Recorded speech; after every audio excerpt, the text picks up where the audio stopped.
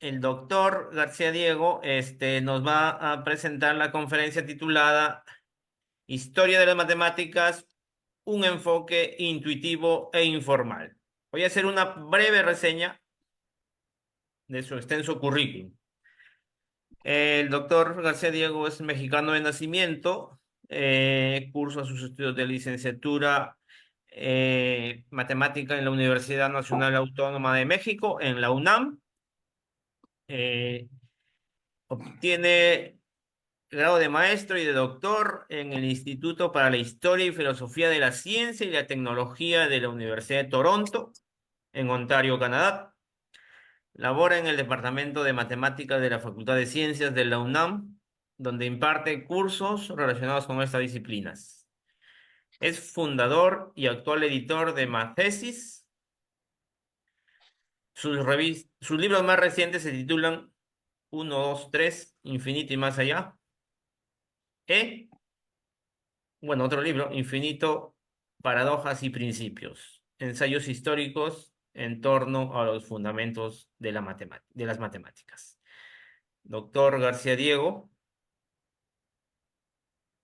lo dejo con el uso de la palabra. Tiene usted una hora de charla y 15 minutos posteriores para participación del público. Yo recién quería grabar un texto, ¿viste? Hay un audio por ahí que se está filtrando. Doctor García Diego, ¿me escucha? Sí, ¿me escuchan ustedes a mí? Sí, un poquito ¿Se, bajo. se ve el video? Se ve la presentación, solamente que todavía no está en pantalla completa. Perfecto, ese es el problema que he tenido desde el... Bueno, déjenme nada más un par de minutos para que se me asienten los nervios, porque me ha sucedido hoy de todo.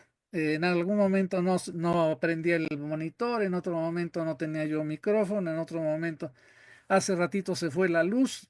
Yo estoy casi seguro que si salgo ahorita de mi casa me muerde un perro. Entonces, yo espero que en el transcurso de la plática se me vayan asentando los nervios. En primer lugar, quiero agradecer a a los organizadores. Es un placer estar aquí. Es un placer poder compartir con tantos colegas hispanohablantes. Realmente para mí es un honor y es una alegría poder estar con ustedes.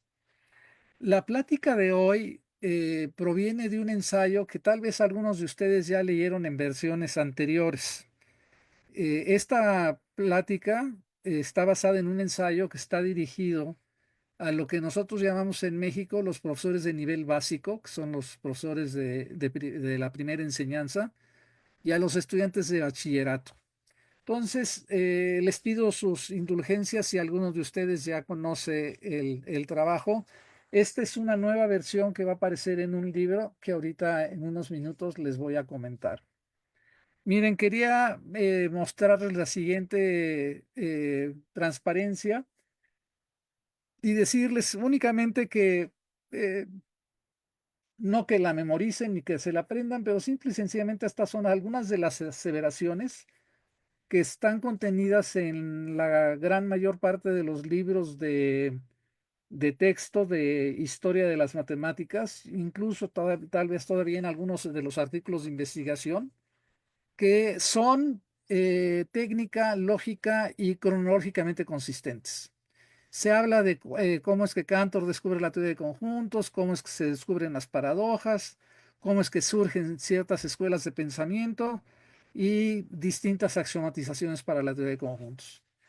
Como les digo, única y exclusivamente mantengan la imagen para el final de la plática. Eh, este es un proyecto este ensayo es parte de un proyecto que tiene que ver con la profesionalización de la disciplina.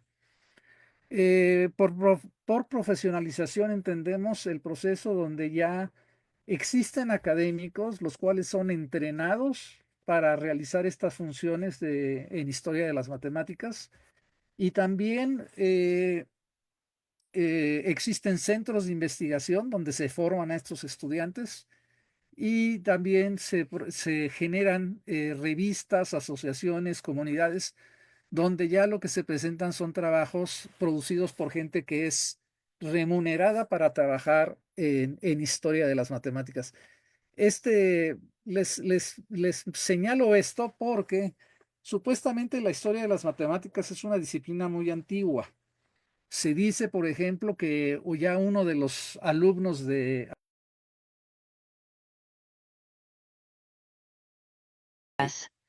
Bueno, este ensayo del cual me estoy apoyando para hacer esta presentación forma parte precisamente de ese proceso de profesionalización. De profesionalización en los países de habla hispana. Ese artículo, ese ensayo fue originalmente publicado en Matesis. Hay un ensayo que se llama Guía para el estudio de la historia de las matemáticas. Y el, digamos que el germen de este ensayo se encuentra originalmente en esa publicación que data de 1996. Nosotros en México organizamos, bueno, esta revista de Historia y Filosofía de las Matemáticas, organizamos coloquios internacionales, se fundó una asociación, todo con el afán de seguir ese proceso de profesionalización que habían seguido los anglosajones.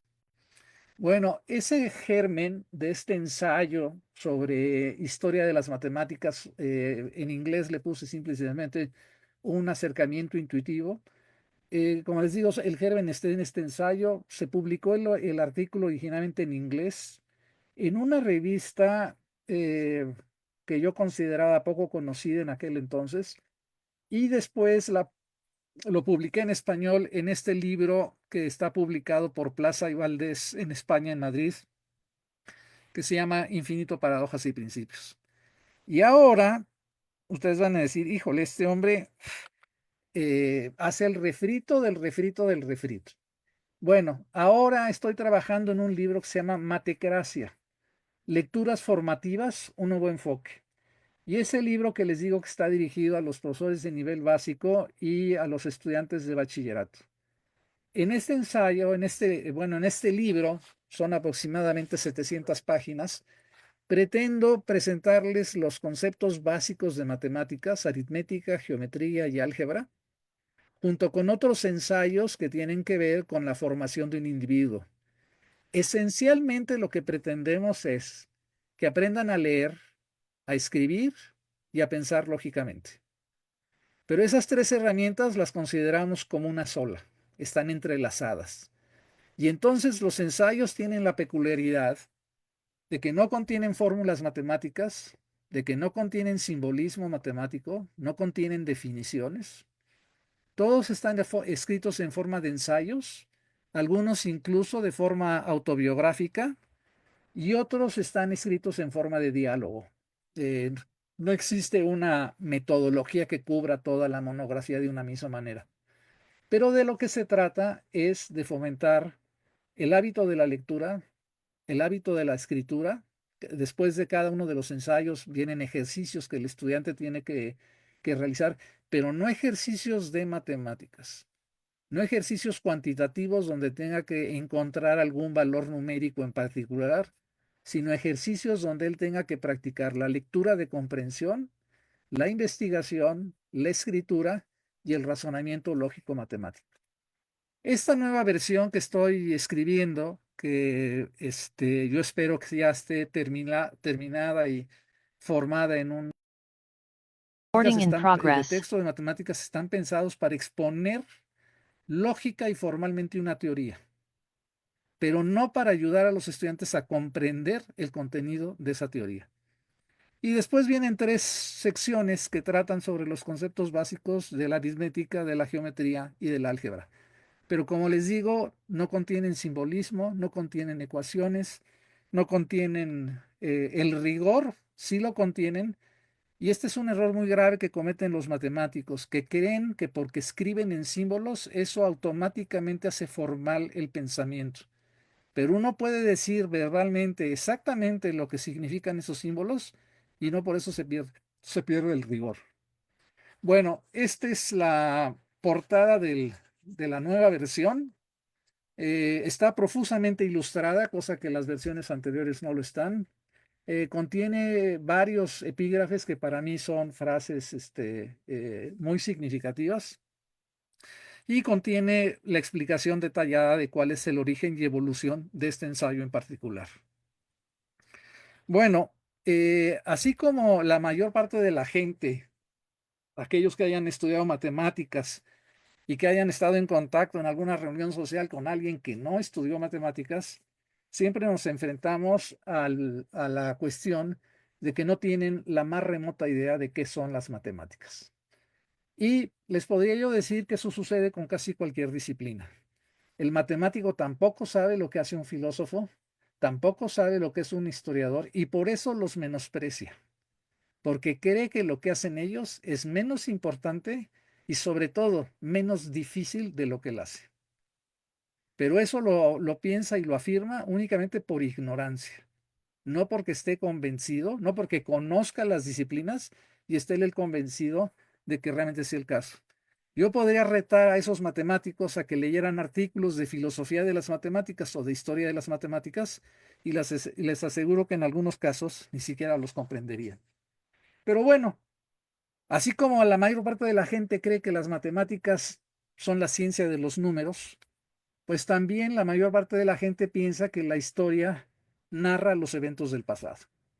Y la mayoría de nosotros tiene la desgracia de haber tomado estos cursos, sobre todo en la escuela elemental, donde nos llenaban de datos, de nombres, de títulos, y en el examen tradicional, pues era recurrir a nuestro proceso de memorización y habernos aprendido todos esos datos. Aquellos que tienen comunidades precolombinas en sus países, bueno, nosotros en Kinder, por ejemplo, en el nivel más elemental, les enseñamos a nuestros niños la historia precolombina. Imagínense ustedes la dificultad para estos niños de aprenderse los nombres de los dioses y de los emperadores mayas y aztecas. Son nombres impronunciables para nosotros aún en nuestra edad mayor. Bueno, así como les digo que la mayor parte de la gente tiene una concepción muy errónea de lo que es las matemáticas, también tienen una concepción muy errónea de lo que es la historia. La mayor parte de nosotros la considera como la simple narración de los eventos del pasado. Y aquellos ya como adolescentes o incluso adultos, la visión que tenemos de diversos episodios históricos proviene o de programas de televisión o de películas y ya de manera muy sofisticada de novelas de carácter histórico. Obviamente, estas personas que producen estas películas lo que quieren hacer es producir un evento, perdón, un objeto o un elemento que se venda, que sea de calidad. Pero a ellos la verdad histórica les tiene sin cuidado. No es algo que les preocupe. Si la distorsionamos y ponemos, por ejemplo, ayer estaba yo viendo un video en el YouTube sobre un conjunto de música de los años 50 y estaban en una pista de patinar sobre ruedas y resulta ser que todos ya tenían botines de ruedas. Y estoy casi seguro que los botines de ruedas no existían en aquel entonces. Pero bueno, es muy común para nosotros, por ejemplo, cuando escuchamos programas o las narraciones de partidos de fútbol o de béisbol, que se le presenten al espectador las diferentes, digamos, datos cuantitativos de la historia del jugador y nos presuman, bueno, que nos expliquen en qué equipos jugaron previamente, en dónde se formaron, quiénes son sus entrenadores o quiénes fueron sus entrenadores. Y es muy común que usen la frase, y señoras y señores, el resto es historia. Y da la impresión de dos cosas, o que el resto ya lo conocemos, o que el resto no tiene importancia. Inclusive hay una frase clásica que dice que mi juventud es historia, como diciendo, ya está pasada, a nadie le interesa, no hay por qué estarla viendo. Bueno, la historia lo que va a tratar de hacer es de reconstruir. Y por ejemplo, hay individuos como el caso, por ejemplo, de Bertrand Russell, filósofo británico del siglo pasado, que vivió casi 98 años, digamos que llegó casi a los 100 años. Y afortunadamente en su caso, tenemos unos archivos muy generosos donde están contenidos sus diarios personales, sus manuscritos, su biblioteca, su correspondencia, etcétera, etcétera. Pero además una gran cantidad de fotografías. Y entonces nosotros podríamos inclusive tratar de reconstruir la evolución histórica de este personaje a través única y exclusivamente de sus imágenes. Eso lo podemos atestiguar, por ejemplo, en casi cualquier álbum familiar y podemos ver las imágenes de nuestros papás, inclusive de nuestros abuelos cuando eran jóvenes y después cuando se hicieron más maduros, ¿no? Eh, Resulta ser que una de las primeras cosas con la que nos confundimos es que hay libros que entre comillas aparentemente son de historia, pero que en realidad fueron escritos con otros propósitos.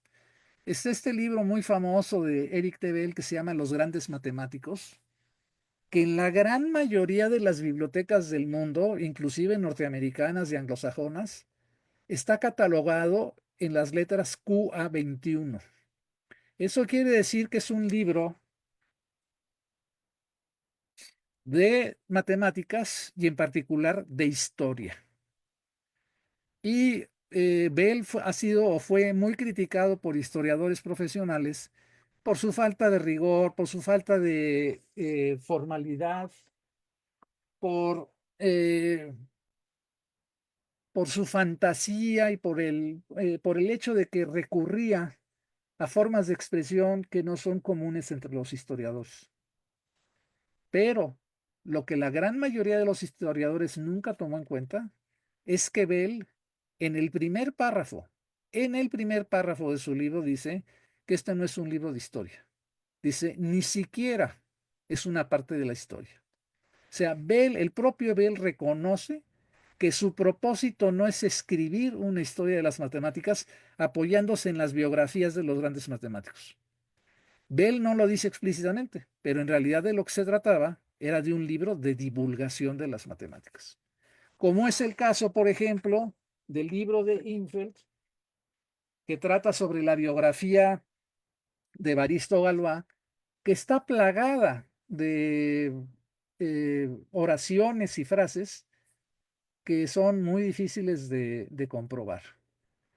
Y entonces aquí tenemos, bueno, de hecho, allá por los años 80 se escribió un artículo publicado en una de las revistas más populares de la Sociedad Norteamericana en Matemáticas, que se llamaba La desmistificación de la vida de Evaristo Galois.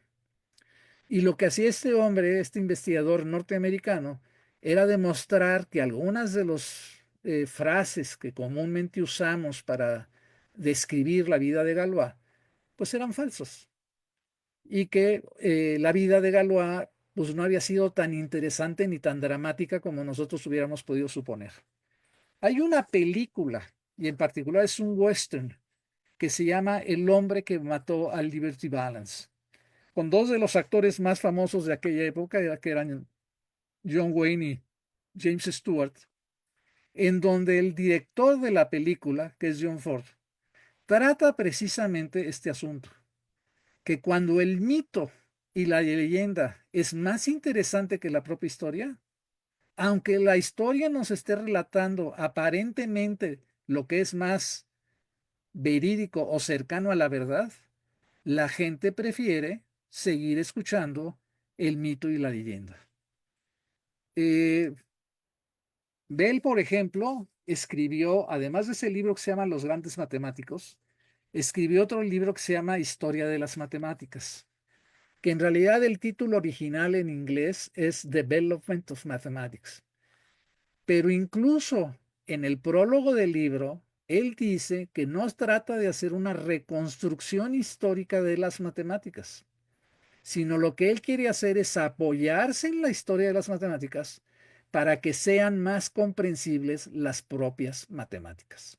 Entonces, de nuevo, no es un libro de historia de las matemáticas, es un libro, pues podríamos llamarlo de texto, o es un libro de divulgación, pero no es un libro de, eh, de historia de las matemáticas. Imagínense por un momento en que desgraciadamente así se encontrara el cuadro de de la escuela de Atenas, de Rafael, y que ya algunos de los elementos se hubieran perdido. Y entonces a alguien le piden de favor, obviamente a un profesional en el arte, ¿verdad? A que intente restaurar el cuadro, ¿sí?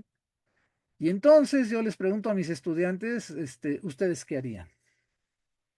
Y entonces, pues unos sugieren que habría que estudiar pues, los demás cuadros del propio Rafael para entender cómo usaba el color, para entender sus técnicas de pintura, para entender qué objetos le gustaban a él retratar en sus cuadros, etcétera, etcétera. Pero después empezamos a señalar algunas de las dificultades que podríamos tener para restaurar este cuadro.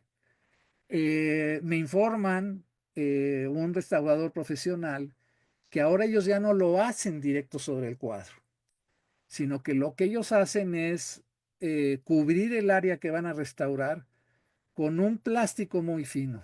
Y sobre ese plástico ellos trabajan.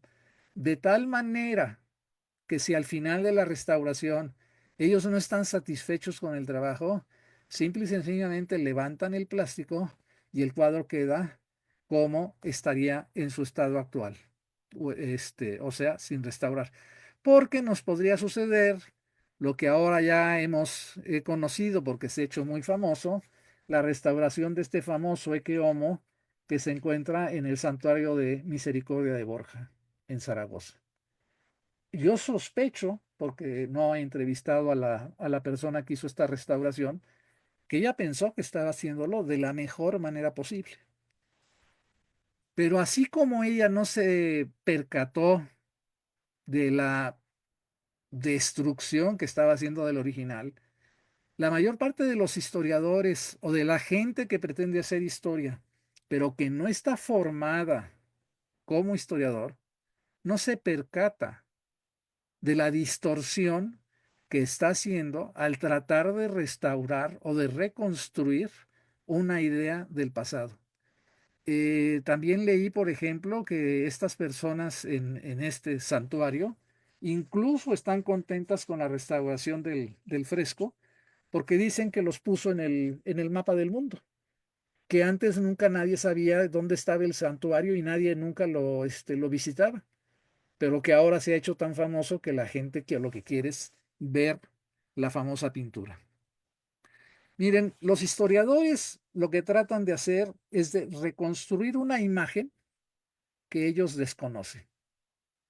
Y de alguna manera, ellos van a tratar de seguir las mismas estrategias que podría seguir un niño a la hora de armar un rompecabezas. El niño lo que hace es abre la caja y pone la imagen a un lado para percatarse o para fijarse en dónde están colores de distintas secciones. Y por lo general, el niño lo que trata de hacer es buscar aquellas piezas que tengan una orilla plana o recta, de tal forma que ese niño sabe que esas piezas pertenecen a la orilla del rompecabezas. Y él lo que quiere obtener es una imagen física de qué tan grande es el rompecabezas y en dónde lo podría, por ejemplo, situar, si lo puede situar sobre una mesa. El historiador hace algo semejante. El historiador lo que hace en un principio es tratar de fijar un marco teórico. Voy a tratar, por ejemplo, la historia de la teoría de conjuntos. Entonces, ya sé que me voy a dedicar a la teoría de conjuntos. Y por otro lado, incluso puedo proporcionar hasta fechas posibles. Lo voy a hacer entre 1870 y 1910 y puedo establecer incluso criterios para haber seleccionado esas fechas. Y después, en el transcurso de mi investigación, voy a ir encontrando algunas de las piezas que forman parte de ese rompecabezas. Pero aquí lo que eh, la mayor parte de la gente no reconoce, no entiende, es que algunos historiadores pueden ver las mismas piezas, pero las pueden interpretar de diferente manera. Y eso tiene que ver esencialmente con la formación que han tenido a lo largo de su vida. Unos pueden ser británicos, por ejemplo, y haber pertenecido a cierta escuela de pensamiento. Otros pueden ser italianos y haber pertenecido a otra escuela de pensamiento. Eh, También se puede dar el caso de que nos falten piezas del rompecabezas. Y entonces lo que va a tener que hacer el historiador es conjeturar cómo pudo haber sido esa pieza. Y también se puede dar el caso de que nos sobren piezas. Hemos hecho una investigación tan exhaustiva que hemos encontrado, por ejemplo, la repetición de ciertos datos, los cuales, por ejemplo, no necesariamente son útiles para nuestra investigación o no son trascendentales para nuestra investigación. Por ejemplo, saber la dirección de dónde vivió X matemático, de cuál era su número de teléfono, pues son datos que pueden ser irrelevantes y que no necesitamos.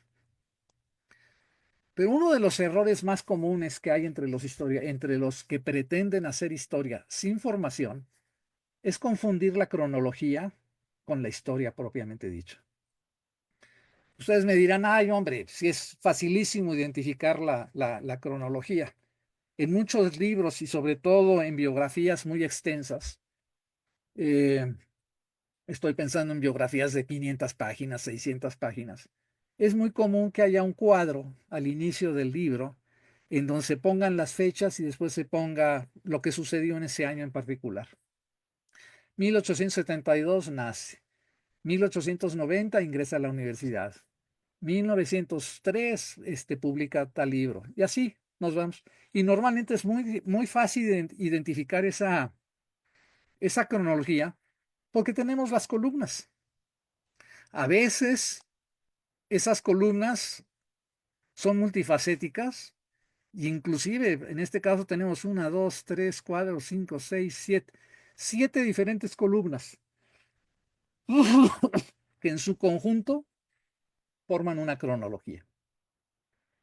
Pero hay autores, y está el caso, por ejemplo, de Hubert Kennedy, que él durante los años, finales de los años 60 y principios de los 70, trabajó sobre la vida y obra de Giuseppe Peano y publicó un gran número de artículos explicando la filosofía de Peano, cómo es que había formulado Peano su famoso simbolismo, de dónde surgía, etcétera, etcétera. Y finalmente, como para redondear sus ideas, decide publicar una biografía sobre él de aproximadamente unas 300 páginas. Y al final del libro aparece un sumario de unas cuantas páginas, no conclusiones, sino un sumario, en donde él dice que desgraciadamente se siente más como un cronólogo que como un historiador. ¿A qué se refiere? Él se refiere al hecho de que a lo largo de esas 300 páginas, él narró y describió la obra de Peano, pero nunca trató de explicarla. Nunca trató de explicar las razones de cómo se originó y cómo evolucionó esa obra. Y entonces él textualmente dice al final, desgraciadamente me siento más como un cronólogo que como un historiador. Miren, la gran mayoría de los libros de texto de matemáticas, estos que encontramos en nuestras bibliotecas, el libro de Boyer, los libros de Cajori, el libro de Klein, etcétera, etcétera, la mayoría tienen ese problema, que la mayoría de esos libros son simples narraciones de los eventos. Nos van describiendo la cronología de el orden en que sucedieron las cosas. Pero hay muy pocos libros como el de Stroik, donde él al inicio del libro, en el prefacio del libro, nos propone una tesis histórica de cómo evolucionaron y por qué evolucionaron las matemáticas. Desgraciadamente, Stroik pertenece a esa corriente de intelectuales que no les gusta repetirse a sí mismos. Y entonces la tesis en su libro es demasiado sucinta, demasiado escueta. Para comprender realmente la tesis de Stroik, hay que irnos a artículos que él publicó 4 o 5 años antes, en donde él explica con detalle cómo es que él cree que la matemática como disciplina evolucionó. Y obviamente las razones que él da son de carácter eh, sociológico, ¿no? Miren, hay otro conjunto que se puede confundir y es el conjunto de reporteros que han escrito ensayos o artículos sobre eventos históricos. Hay dos eventos históricos sobre los que se han escrito varios libros, la mayoría de la misma categoría o nivel, que tienen que ver con sucesos históricos que el gobierno los manejó de cierta manera y los reporteros quieren demostrar que en realidad los eventos sucedieron de otra manera.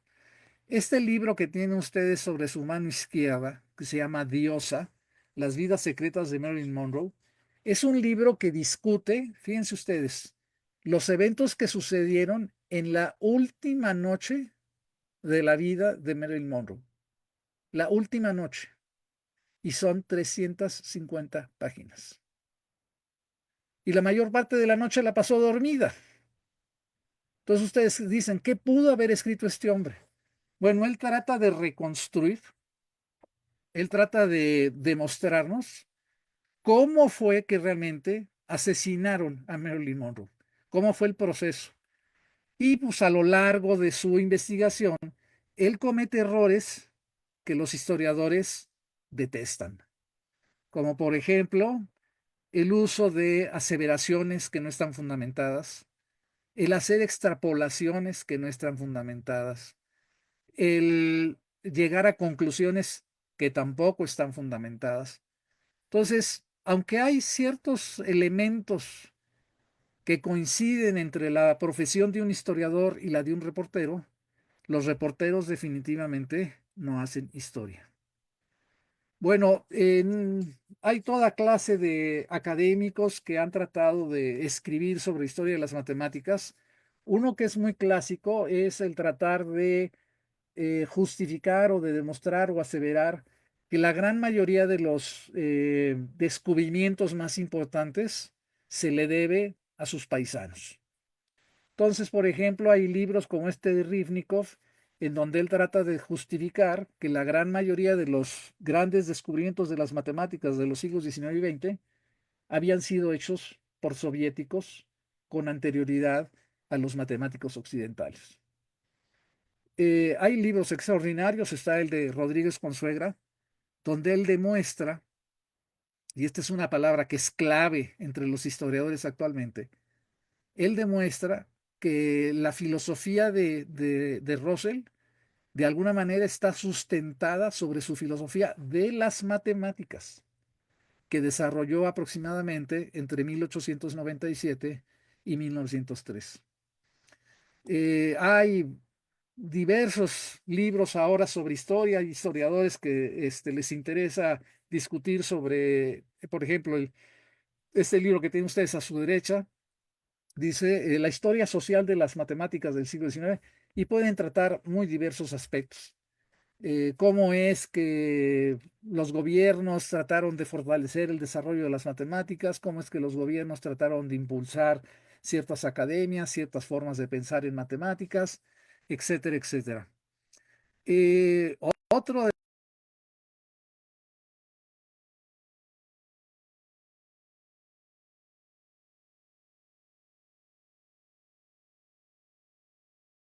testiguan el mismo suceso, nada más que desde diferentes posiciones.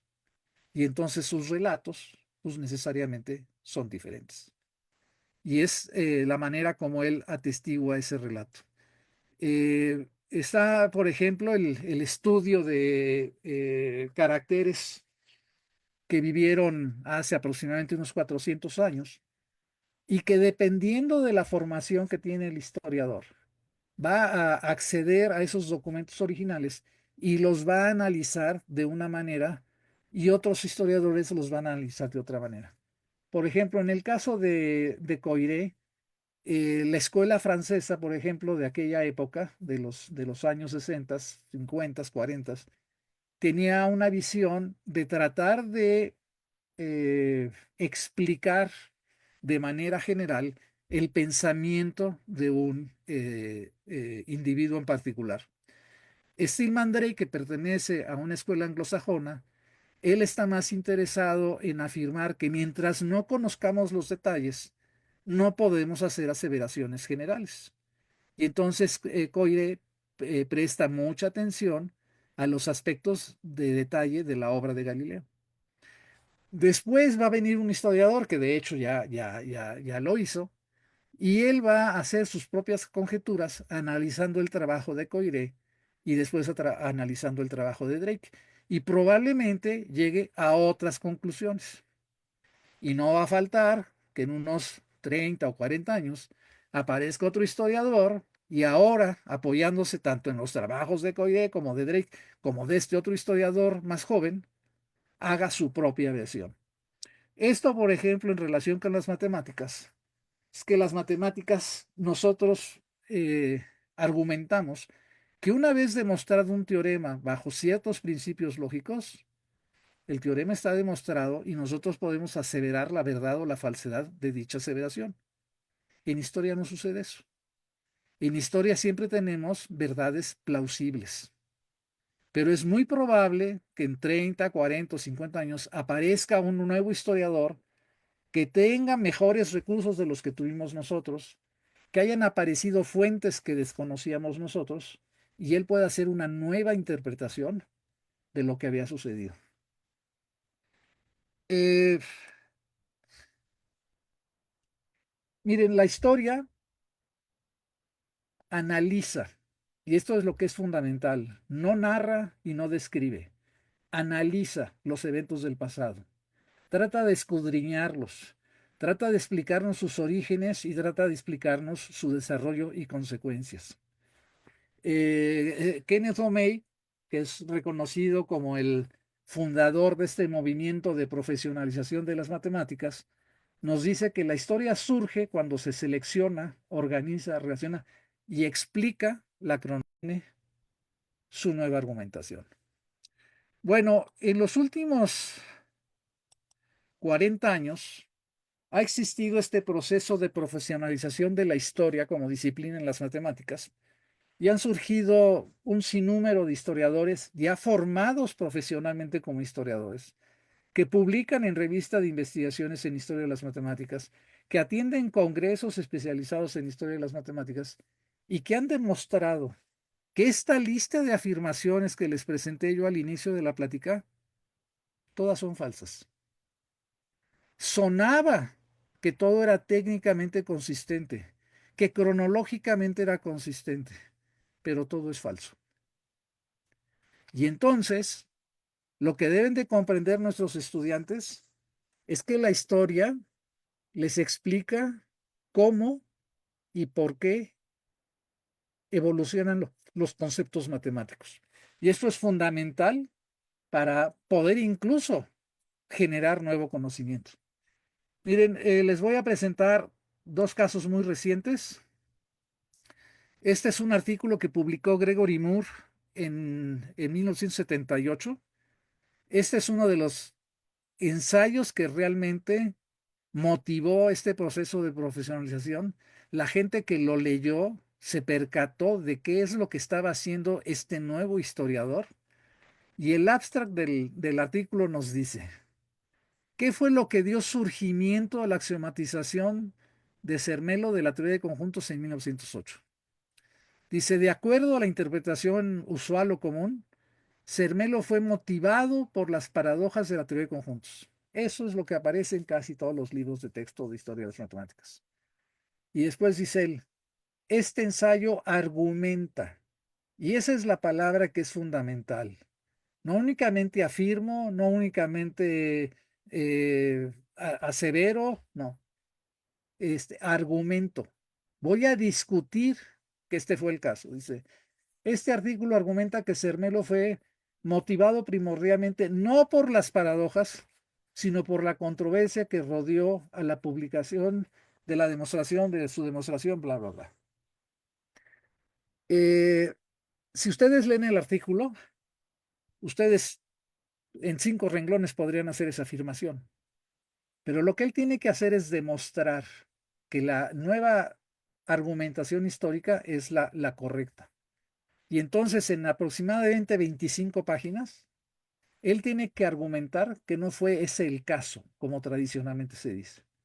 Y entonces, por ejemplo, una de las primeras cosas que menciona Gregory Moore es que Zermelo no únicamente no critica la teoría de conjuntos, no estaba impresionado por las paradojas de la teoría de conjuntos, sino que él mismo había descubierto una de las paradojas y ni siquiera lo había hecho público.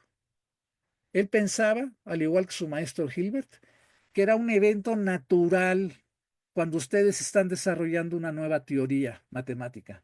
Siempre es posible encontrar lo que aparentemente son errores o contradicciones y lo que tenemos que hacer o lo que tienen que hacer los matemáticos, como lo que realmente hacen son convenciones en sus definiciones y en sus demostraciones, pues lo que tienen que hacer son ir aclarando esas posibles dificultades que existen. Pero como les digo, lo que trata de hacer Gregory Moore es argumentar, no únicamente aseverar. Miren, como un ejemplo muy sencillo de de un nuevo evento histórico, ¿no? Resulta ser que cuando yo estudié matemáticas en la Facultad de Ciencias de la Universidad Nacional en México, tuve un maestro que en alguna de las clases que tomé con él, que creo que fue un curso de gráficas y juegos, él aseveró que él había sido el primer profesor en la facultad en impartir un curso sobre teoría de conjuntos. Y de alguna manera u otra eso mató mi curiosidad porque pues ya sabía yo la respuesta. Y muchos años más tarde, un colega me regaló este libro que ustedes están viendo en la pantalla, que como ustedes pueden ver tiene incluso marcas de sol, de coloración del texto, porque se ve que lo dejaron abajo de un par de libros y el libro se quedó así expuesto sin que lo usaran por muchísimo tiempo. Y ese colega me dijo, mira, me lo regalaron y a ti te puede ser útil. Inmediatamente llamó muchísimo mi atención, porque en primer lugar era un texto publicado en 1943 sobre teoría de conjuntos, cuando yo tenía la impresión que el primer curso que había habido en México había sido 40 años más tarde, en los años 60. Y entonces me acerqué con uno de mis maestros más longevos y le pregunté que si él había estudiado teoría de conjuntos y me dijo, claro, en los años 40 me dice, estudiamos teoría de conjuntos y llevamos un texto en alemán. Y yo pensaba, a lo mejor llevaron este texto, no, me dijo, llevamos un texto en alemán. Y entonces, y esta es la pregunta histórica que les puedo decir que es muy sencilla, pero que es muy profunda, es ¿por qué fue traducido este libro? ¿Quién es Kurt Grelin? Bueno, Kerr-Blaney es uno de los propios descubridores de las paradojas de la teoría de conjuntos. O sea, para mí este era un personaje importantísimo.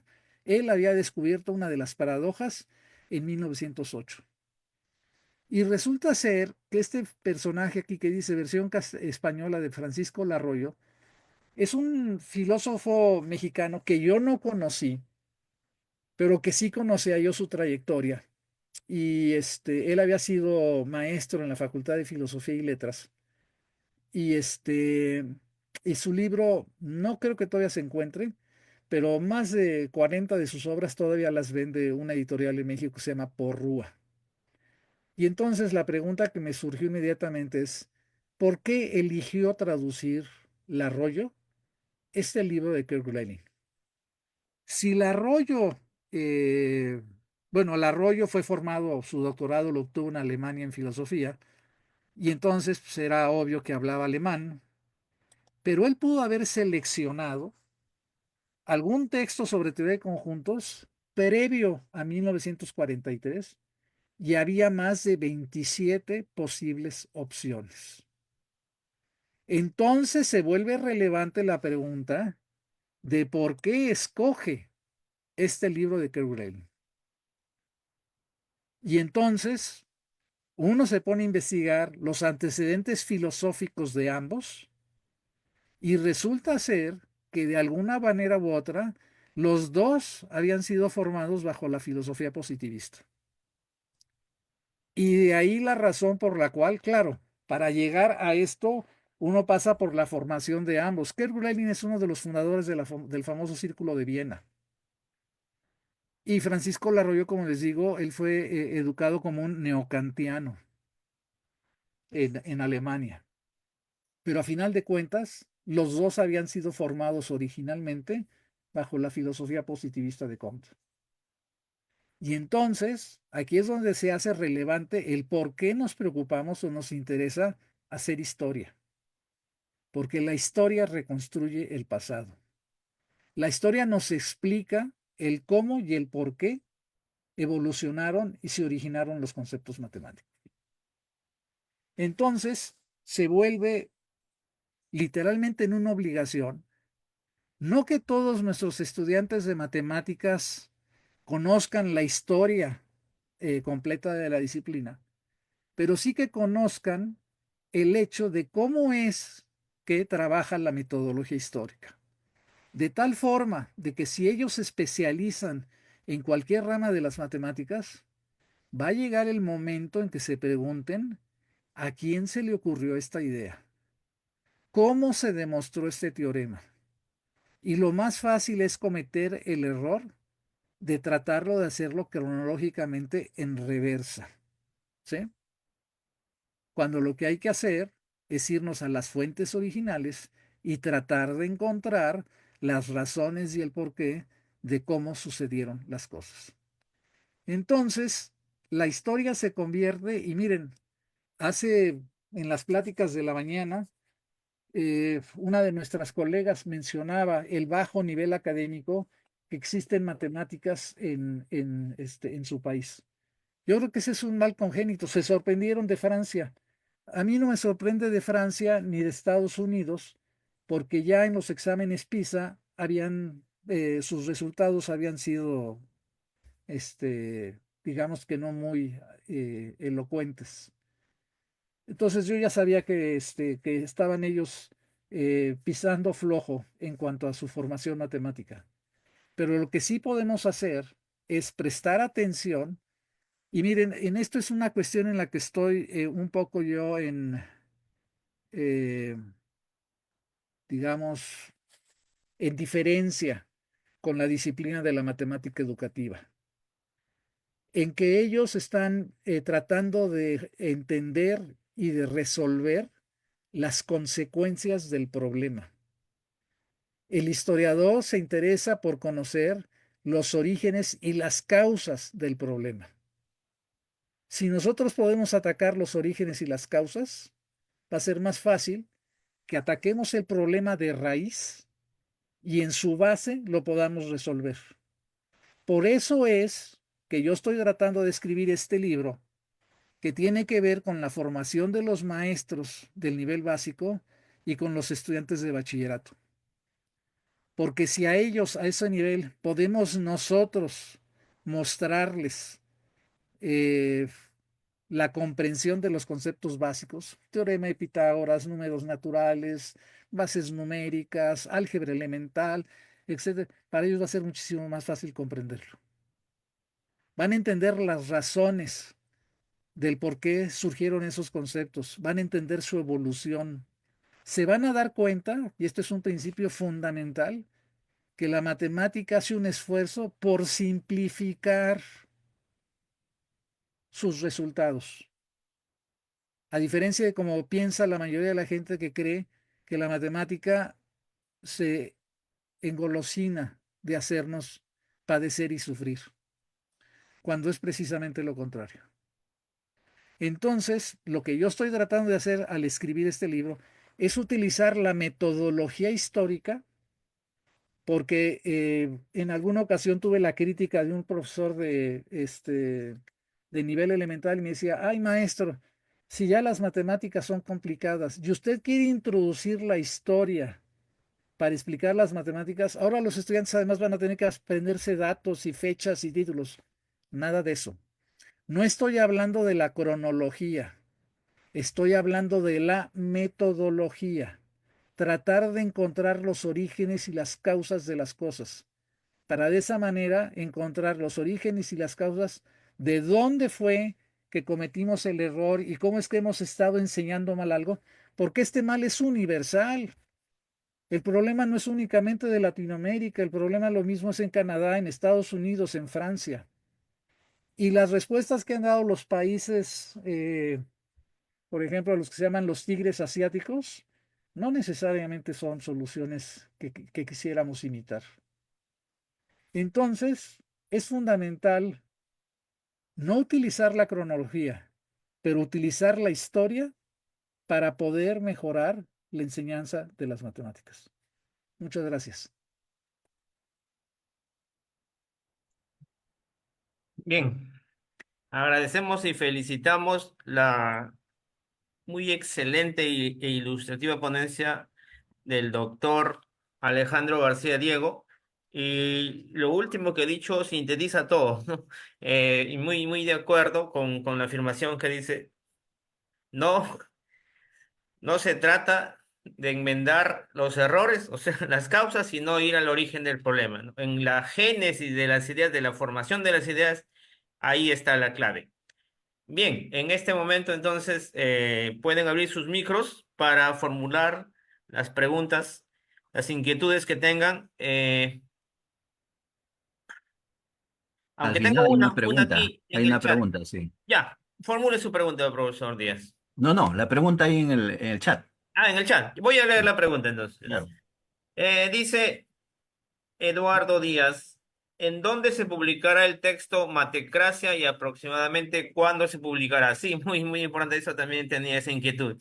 Bueno, lo más probable es que se publique, bueno, entre comillas, entendamos la palabra que publicar, quiere decir que ya puede circular de diversas maneras.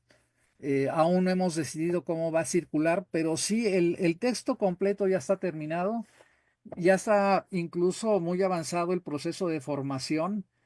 Existe la probabilidad, yo no estoy muy convencido, como pueden ustedes darse cuenta por el color de mi pelo, que ya no me llevo al primer hervor. Existe la probabilidad de hacerlo un texto electrónico y para eso requiero yo de alguien que sea experto en programación. Y eso podría extender un poco la El publicación tiempo. del trabajo. Pero si alguien quisiera ver, por ejemplo, ejemplos de cómo hacemos este proceso, se pueden comunicar a mi correo electrónico y yo con todo gusto les envío eh, algunos de los ensayos que hemos escrito con anterioridad. Les estoy escribiendo en el chat mi correo electrónico por si no lo tomaron al inicio de la plática. Ya sería bueno tener el correo. Ahí Ah, está, ya, muy bien. gardan@ciencias.unam.mx. Miren, un ejemplo de lo que estamos haciendo tiene que ver, por ejemplo, con los famosos axiomas de piano, que en la mayoría de los cursos se nos informa que son 5 axiomas y después se nos enuncia esencialmente utilizando la simbología del propio piano. Pero para la mayoría de los estudiantes, pues la lista de axiomas no les dice nada. Y entonces nosotros lo que hacemos en el libro es explicar cuál es el papel que juega cada uno de los axiomas. ¿Por qué se introduce ese axioma? ¿Para qué nos va a servir el axioma? Más que, de hecho, al final de hacer esa explicación, no los ponemos en simbología matemática. No decimos, y ahora podemos, no. Simple y sencillamente los dejamos como los platicamos, como los narramos. Eh, hay ensayos sobre bases de números. Ese es un diálogo, por ejemplo, entre una profesora de historia y un profesor de matemáticas. en donde él afirma, por ejemplo, que la base más natural es la base 10.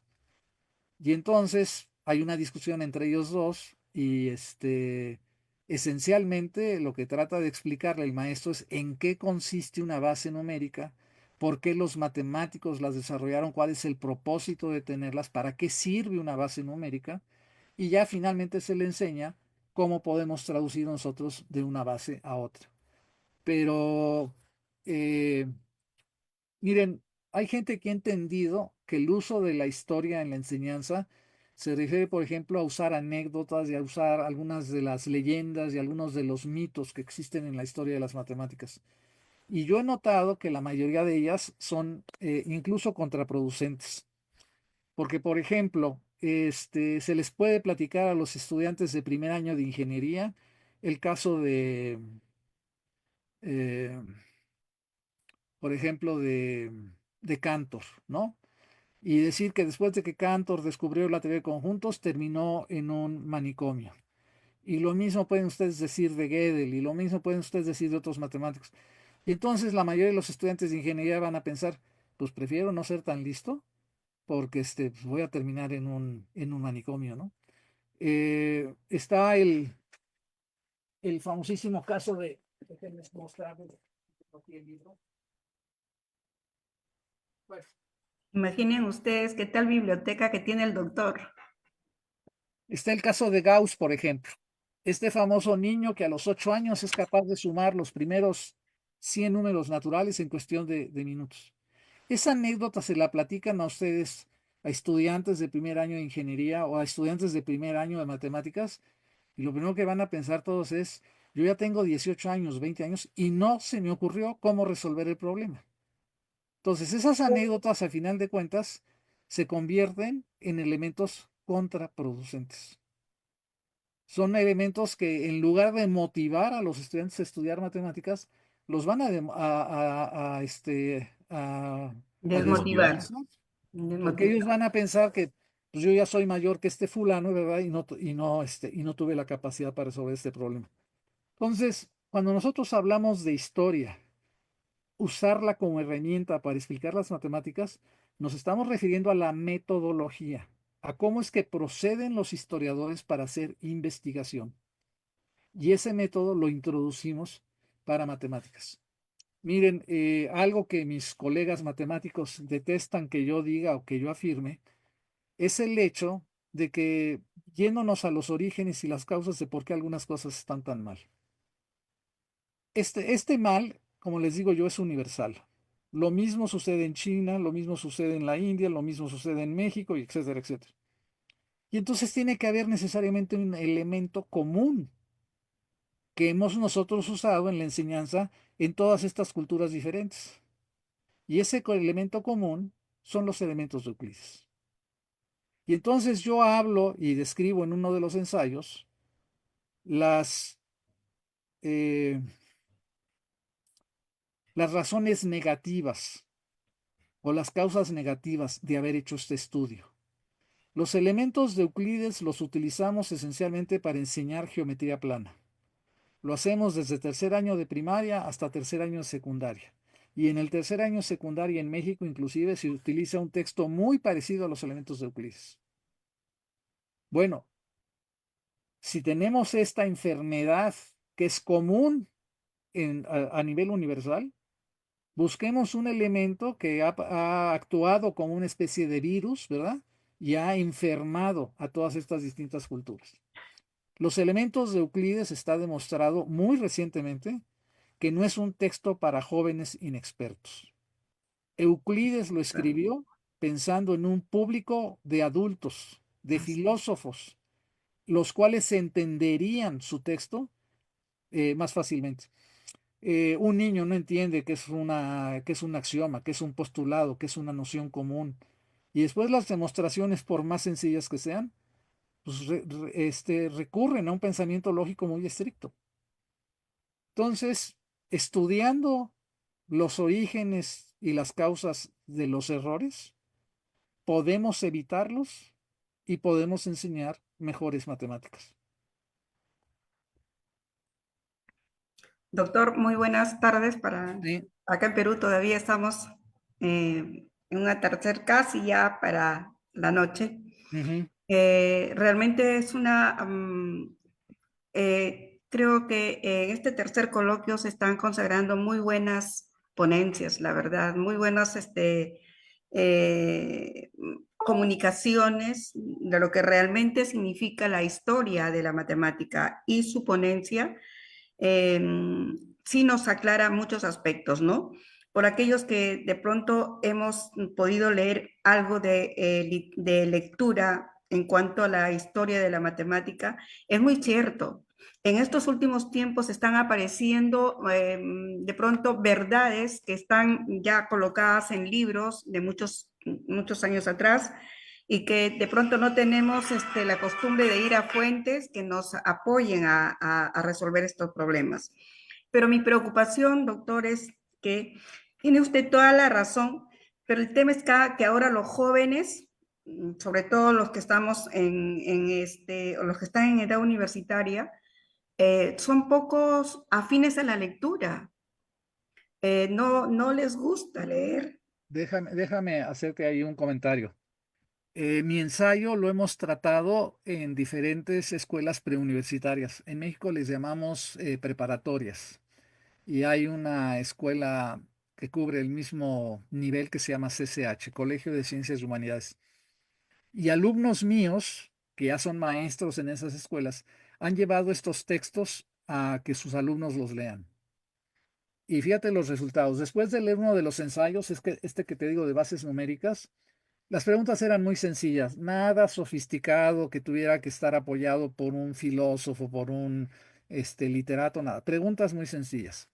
¿Te gustó el texto? 100% respondieron que sí. ¿Por qué? Porque es la primera vez que disfrutan de leer matemáticas.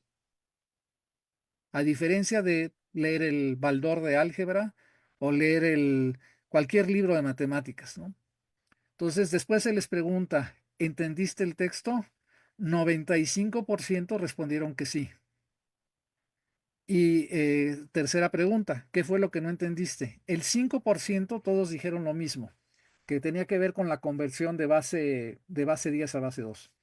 Y entonces un colega mío me dijo, pues lo que tienes que hacer es reescribir esa sección para que ya le entiendan el 100%. Y me rehusé. Y dije, no, tienen que hacer un esfuerzo. No puede ser que nosotros les demos todo digerido y masticado. Ellos tienen que hacer el esfuerzo por comprender ese 5% que no entendieron. No tenemos nosotros porque es como esa protección que tenemos algunos papás de que queremos solucionarle la vida a los hijos de por vida, cuando el chiste de la vida es vivirla y resolver los problemas que te enfrenta la vida. Sufrirla, como dice.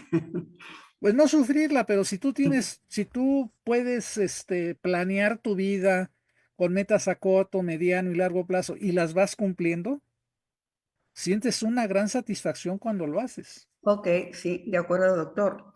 Pero yo iba a esto, doctor. Ujú. Perfecto, está bien. Tienen terror a la lectura, no comprenden la lectura, y mucho menos cuando uno le da una notación, una simbología matemática.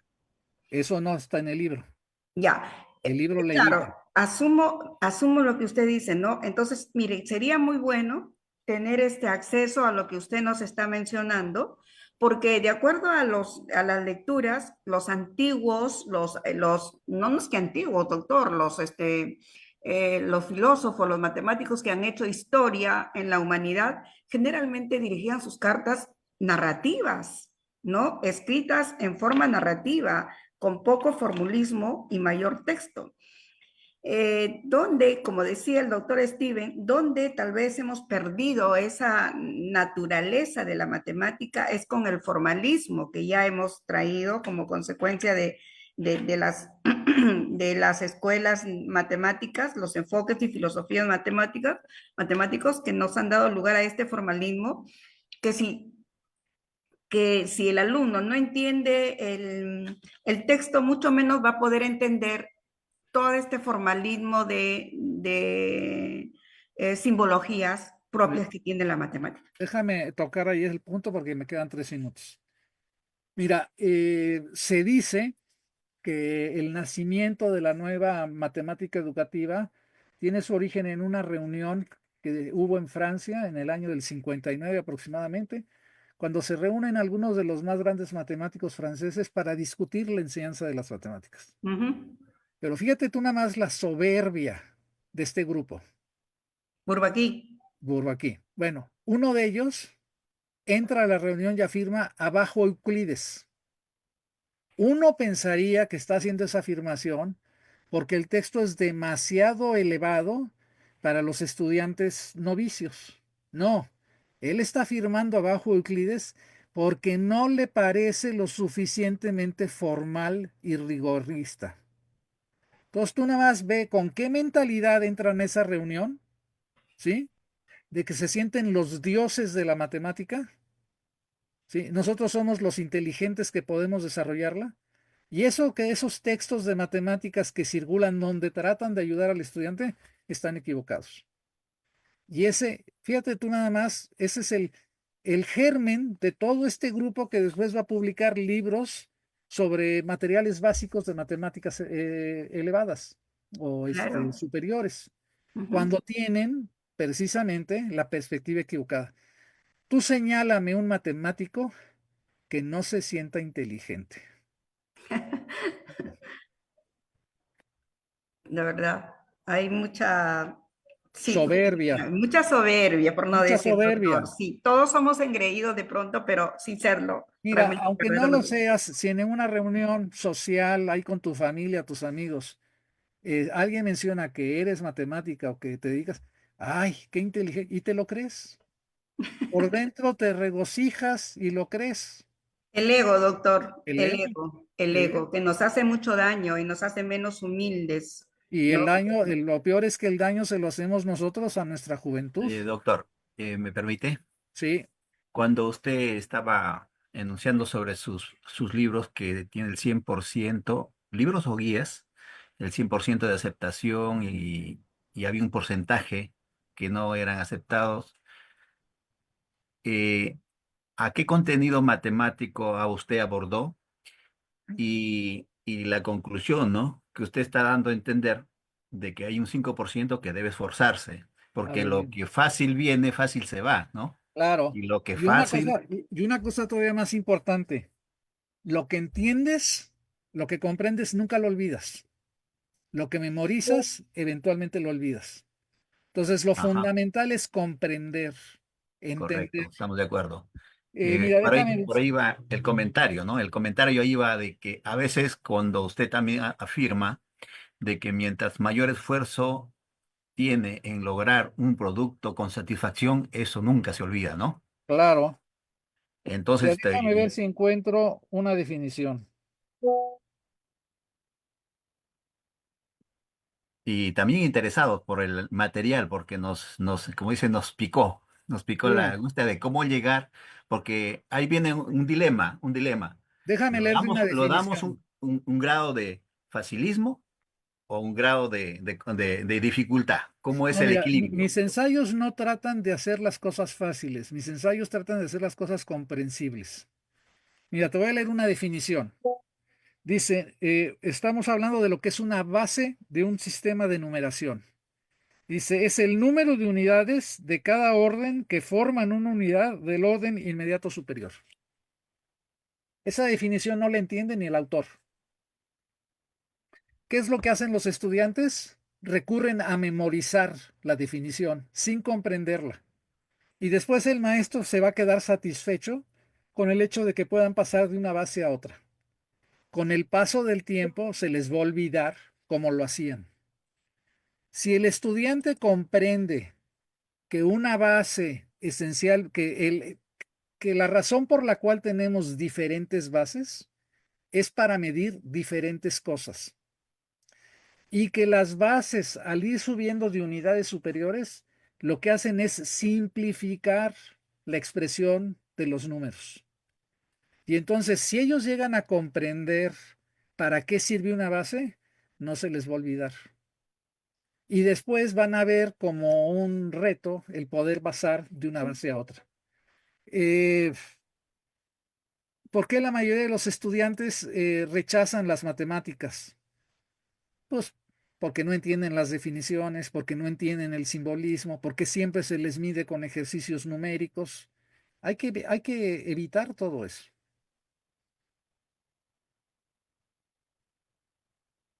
Bueno, lo que voy a hacer, miren, les pasé la dirección de mi página web.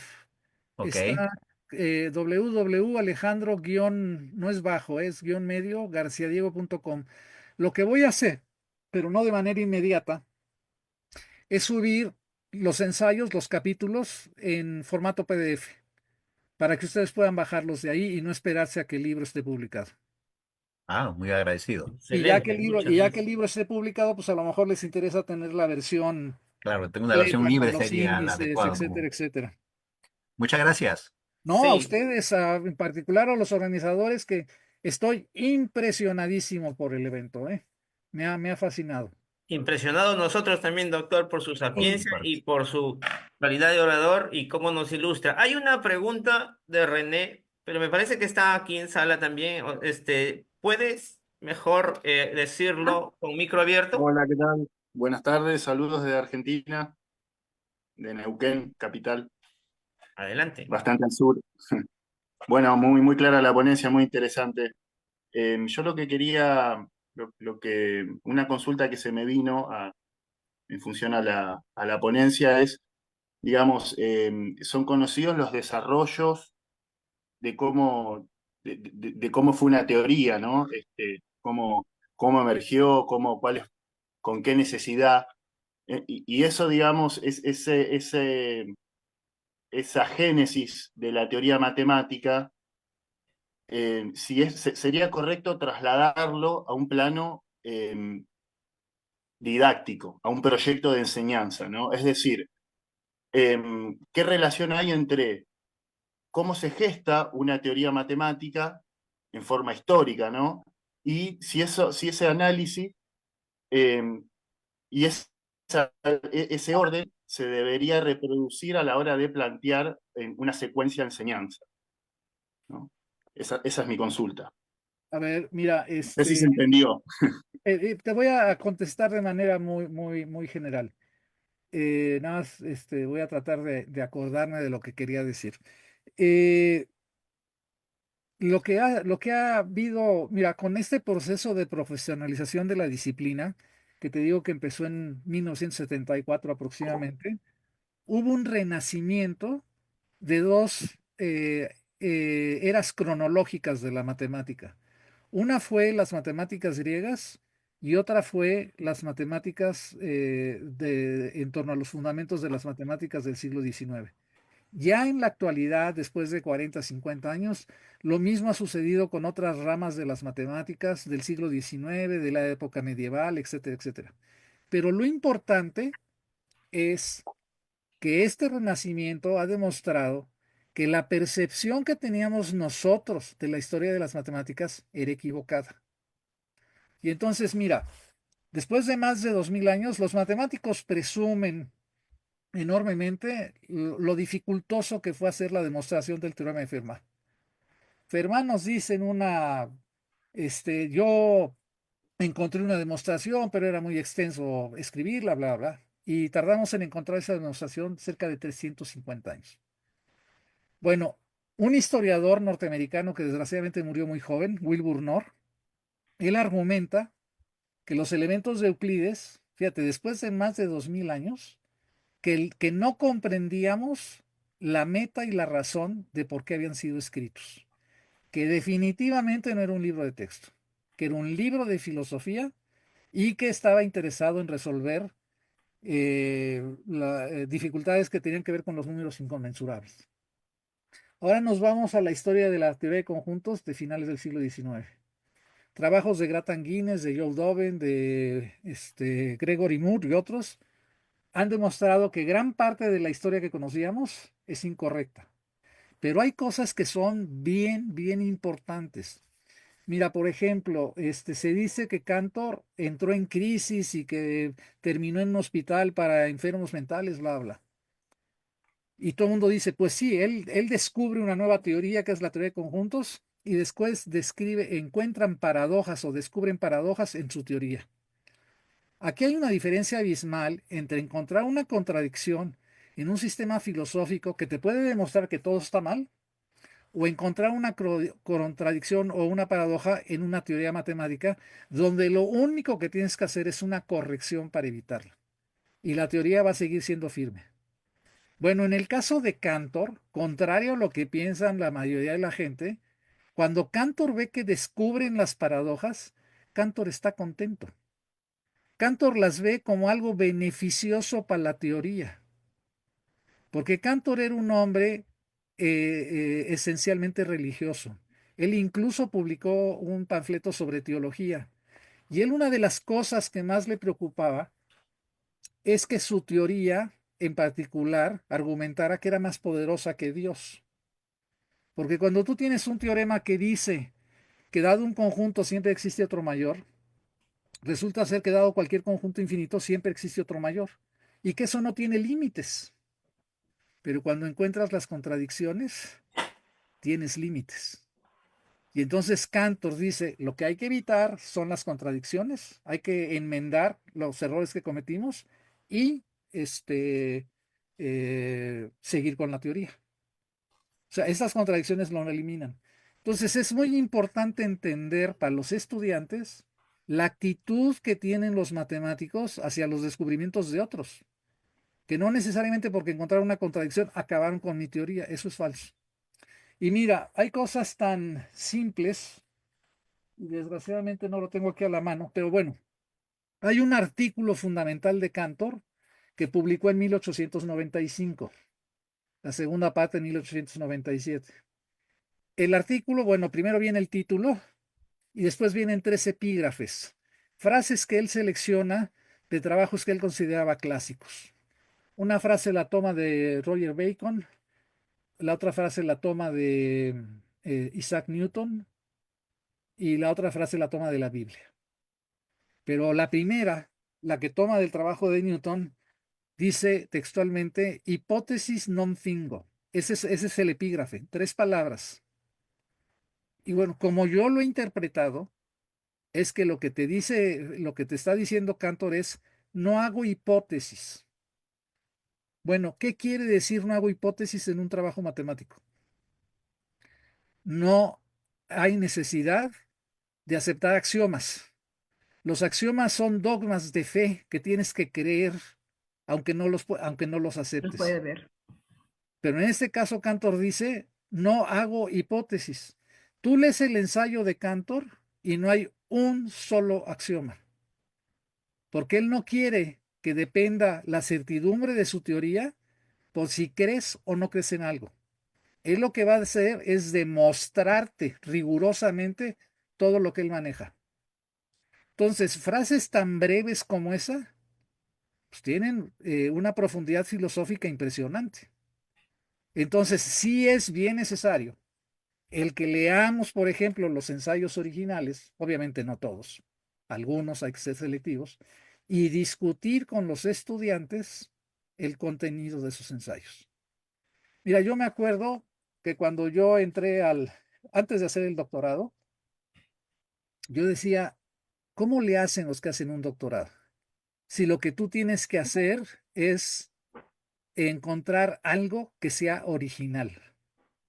Pero fíjate, en las universidades anglosajonas no, no únicamente eh, la aseveración tiene que ser original, sino que tiene que ser trascendente, tiene que tener relevancia. Una tontería la puede decir cualquiera. No, esto tiene que ser original. Yo decía, ¿cómo le hacen? ¿Tienen que leer todo lo que se ha escrito sobre la disciplina? Y no, lo que ellos hacen es tener una formación básica en la disciplina de la que estés hablando. Y después te brincan a los resultados más recientes. Y ya de ahí continúas. Muchas de estas cosas que están en medio, no es necesario verlas. Puedes omitirlas. Pero todas estas, digamos, hints o ideas de investigación, pues las tienes que platicar con los estudiantes porque ellos no las conocen. No sé si eso responde a tus preguntas. Muchas gracias. No, un placer. Acabo de Muy estar con bien. paisanos tuyos, también del sur de Argentina. Un país muy querido, ¿eh? Lo mismo puedo decir de todos mis colegas aquí presentes. Afortunadamente todos los latinoamericanos tenemos tantas cosas en común y nos queremos tanto, ¿no? Una de las cosas es el idioma Es una y bendición. también, y la matemática, no solo como idioma, sino en un aspecto más genérico. Sí, ¿Me permite hacer una última pregunta? sí, Porque ya claro nos que sí. extendimos del tiempo, porque siempre el tiempo se queda corto, pero usted, el enfoque que le ha dado más que todo ha sido histórico, ¿no? Ha dado Sí. algunos puntos de vista sobre la filosofía y todo, pero me gustaría saber, digamos, en un aspecto más general, este vínculo que para nosotros es muy palpable, así, muy que está, pero eh, digamos concretamente, desde su punto de vista, el vínculo historia-filosofía en la matemática, ¿cómo se podría, digamos, ilustrar, ¿no? O decirlo. Ajá. Mira, no puedes, bueno, desgraciadamente una de las razones por las cuales incluso los propios estudiantes de matemáticas encuentran el estudio de las matemáticas tan árido y tan pesado, porque los desvinculan del aspecto humano de las matemáticas. Entonces, yo normalmente doy clases a los estudiantes de los 2 últimos semestres y cuando les hago la pregunta de por qué estás en este seminario, algunos de ellos, no todos, pero algunos de ellos me dicen, porque ya estaba cansado de los cursos técnicos. Llega un momento en que tú mismo como estudiante deseas encontrar la relación entre el aspecto humano de las matemáticas y y el aspecto técnico. Estudiando la historia de las matemáticas y la filosofía, comprendes sobre todo las motivaciones y las razones.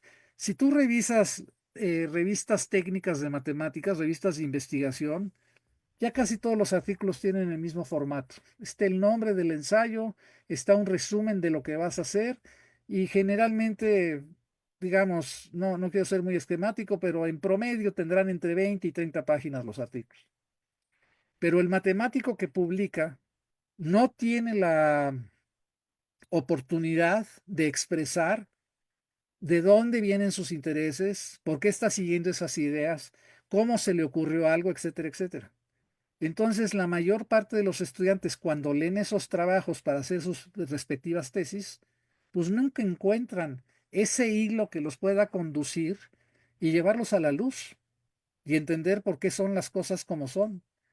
Si nosotros tuviéramos oportunidad que en los artículos de investigación pudiéramos decir cuál es el origen de nuestras ideas y cómo fue el proceso de evolución, los estudiantes entenderían con muchísimo mayor razón todas nuestras investigaciones, pero eso es imposible de hacer.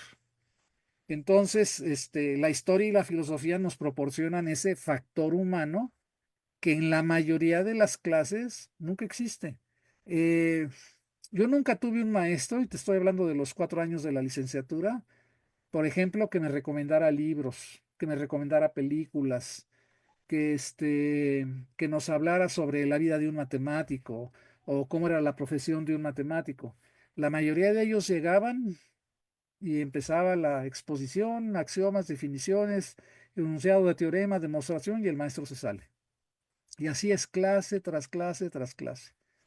Jesús, Eh, Jesús, mejor ah, esperemos en todo caso, entonces, ¿Perdón? mejor para tomar la decisión ahorita nada más que termina la ponencia.